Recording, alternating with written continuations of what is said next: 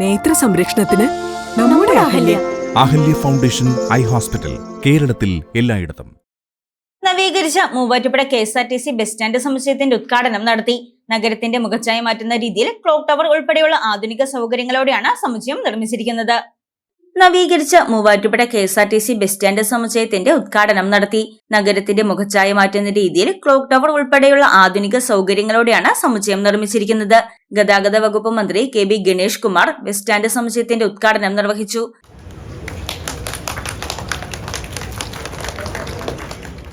കോംപ്ലക്സിന്റെ ഉദ്ഘാടനം ഇവിടെ നിർവഹിക്കുകയാണ്. നമുക്ക് എല്ലാവർക്കും ഒരു നിറഞ്ഞ കയ്യടിയോട് കൂടി തന്നെ ഈ ചടങ്ങ് ആരംഭിക്കാം.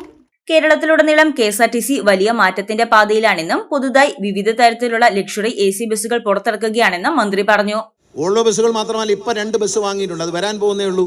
അത് ബിസിനസ് ക്ലാസ് ബസ്സാണ്. അതിനകത്തൊരു ബസ് ഹോസ്റ്റസ് ഉണ്ടാവും. നല്ല യൂണിഫോം കിട്ടും, പ്ലെയിനിലുള്ളത് പോലുള്ള സൗകര്യങ്ങൾ. ടോയ്ലറ്റ് അതിനകത്തുണ്ട്, പാൻട്രി അതിനകത്തുണ്ട്. നിങ്ങൾക്ക് ഫുഡ് കിട്ടും. തിരുവനന്തപുരത്ത് നിന്ന് വിട്ടാൽ ഹൈവേ കൂടെയാണ് ആദ്യം വരാൻ പോകുന്നത്. തിരുവനന്തപുരത്ത് നിന്ന് വിട്ടാൽ 3.5-4 മണിക്കൂർ കൊണ്ട് അത് എറണാകുളത്തെത്തും. തൃശ്ശൂർ വരെയാണ് ഉദ്ദേശിക്കുന്നത്. റോഡ് പണി നടക്കുന്നുണ്ട്, അത് ഒഴിവാക്കുന്നു.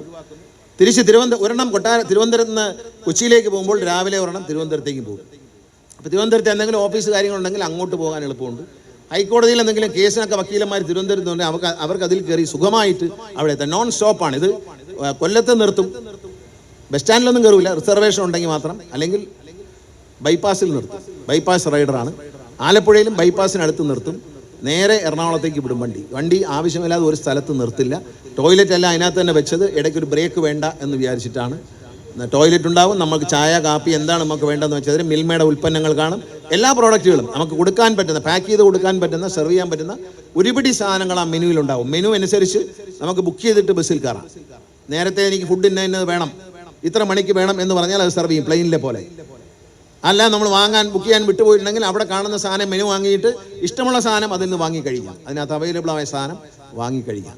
വിമാനത്തിലുള്ള സൗകര്യങ്ങളാണ് ബസ്സിനകത്ത് വരാൻ പോകുന്നത്. ഇന്ത്യയിൽ ആദ്യമായിട്ടാണ് ബിസിനസ് ക്ലാസ് ബസ് എന്ന സങ്കല്പം നടപ്പിലാക്കുന്നത്. കേരളത്തിന്റെ RTC ആണ്. മാത്യു കുഴൽനാടൻ MLA നൽകിയ നിവേദനത്തിന്റെ അടിസ്ഥാനത്തിൽ പുതുതായി 3 ബസ് സർവീസുകളും മൂവാറ്റുപുഴയ്ക്കായി മന്ത്രി അനുവദിച്ചു.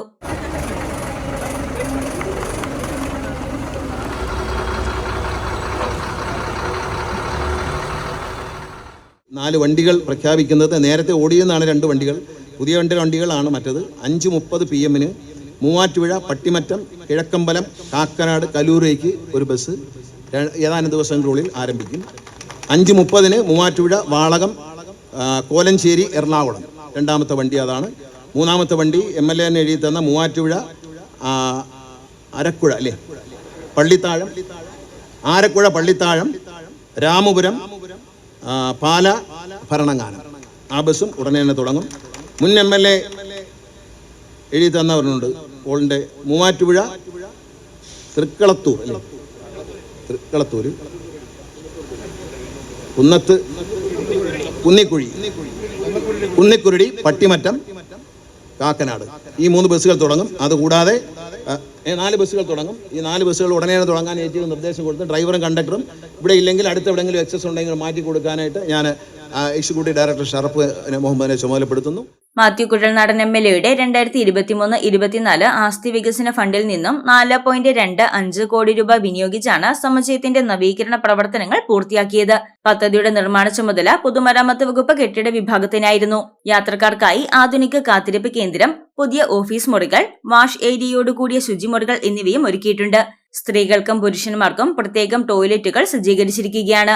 Station master room, information area, വനിതാ പുരുഷ ജീവനക്കാർക്ക് പ്രത്യേകം വിശ്രമ മുറികൾ എന്നിവ ഉൾപ്പെടെ ആധുനിക സംവിധാനങ്ങളോടെയാണ് ബസ് സ്റ്റാൻഡ് സജ്ജീകരിച്ചിരിക്കുന്നത്. മുൻപ് നിർമ്മാണം പൂർത്തിയാകാതെ കിടന്നിരുന്ന കെട്ടിട ഭാഗങ്ങളും നവീകരിച്ച് ടൈലിംഗ്, പെയിന്റിംഗ് ഉൾപ്പെടെയുള്ള പ്രവൃത്തികൾ പൂർത്തിയാക്കി ഉപയോഗമാക്കിയിട്ടുണ്ട്. ബസ് സ്റ്റാൻഡിന്റെ സുരക്ഷ ഉറപ്പാക്കുന്നതിനായി സമുച്ചയത്തിനും പരിസരങ്ങളിലും 48 CCTV ക്യാമറകൾ സ്ഥാപിച്ചിട്ടുണ്ട്. കൂടാതെ യാത്രികർക്കും ജീവനക്കാർക്കും പൊതുജനങ്ങൾക്കും ഉപയോഗിക്കാവുന്ന കോഫി ഷോപ്പും ഭക്ഷണശാലയും പദ്ധതിയുടെ ഭാഗമായാണ് ഒരുക്കിയിരിക്കുന്നത്. മാത്യു കുഴൽനാടൻ MLA ചടങ്ങിൽ അധ്യക്ഷത വഹിച്ചു. നഗര റോഡ് വികസനവും KSRTC സമുച്ചയ നവീകരണവും പൂർത്തിയായതോടെ മൂവാറ്റുപുഴ നഗരത്തിന്റെ അടിസ്ഥാന സൗകര്യ വികസനത്തിന് പുതിയ മുന്നേറ്റമാകുമെന്ന് MLA പറഞ്ഞു. ഞാൻ യഥാർത്ഥത്തിൽ ഈ KSRTCയുടെ സ്റ്റാൻഡിന്റെ പണിക്ക് വേണ്ടി MLAയുടെ ആസ്തി വികസന ഫണ്ടിൽ നിന്നും 4.5 കോടി രൂപ ചെലവഴിക്കാനുള്ള കാരണം എന്താണ്? ഗ്രാമങ്ങളിൽ അല്ലെങ്കിൽ സാധാരണ കൊച്ചു വഴികളോ അല്ലെങ്കിൽ അവിടുത്തെ പ്രാദേശികമായ കാര്യങ്ങളോ ചെയ്യാൻ വേണ്ടി സാധാരണഗതിയിൽ എല്ലാ MLAമാരും അവരുടെ ആസ്തി വികസന ഫണ്ട് പ്രാദേശിക വികസനത്തിനായി നൽകുമ്പോൾ, അല്ലെങ്കിൽ പ്രാദേശിക വികസന ഫണ്ട് അതിനായി നൽകുമ്പോൾ ഞാൻ എൻ്റെ ഒരു വർഷത്തെ മുഴുവൻ പൈസയും KSRTCക്ക് കൊടുക്കേണ്ടി വന്ന എന്തുകൊണ്ടാണെന്നറിയും. ഞാൻ ഇതിനു മുമ്പ് KSRTCയെ സമീപിച്ചിരുന്നു. KSRTC ഡിപ്പാർട്ട്മെൻറ്റ് മോശമല്ലാത്ത രീതിയിൽ എന്നെ സഹായിക്കാൻ ശ്രമിച്ചു. ഈ സ്റ്റാൻഡിൻ്റെ പണി തീർക്കാൻ വേണ്ടി 2.25 കോടി രൂപ KSRTCയിൽ നിന്നും എനിക്ക് അനുവദിച്ചു. ആ 2.25 കോടി രൂപ ടെൻഡർ ചെയ്തു. ഒരാളും എടുക്കാനുണ്ടായി. 1 വട്ടം 2 വട്ടം 3 വട്ടം. KSRTCയുടെ ടെൻഡർ ആണെങ്കിൽ എടുക്കാൻ ആളില്ലാത്ത സ്ഥിതിയായി. KSRTCയുടെ കുഴപ്പമാണോ? KSRTCയുടെ കുഴപ്പമല്ല, അവർക്ക് പണം കൊടുക്കാൻ കഴിയുന്നില്ല.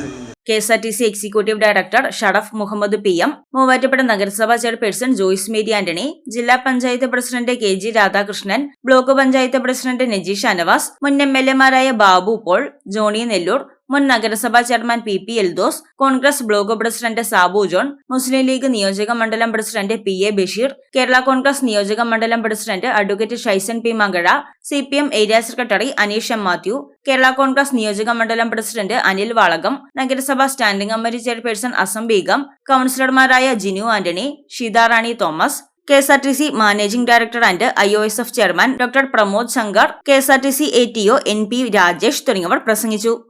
News desk Muvattupuzha news.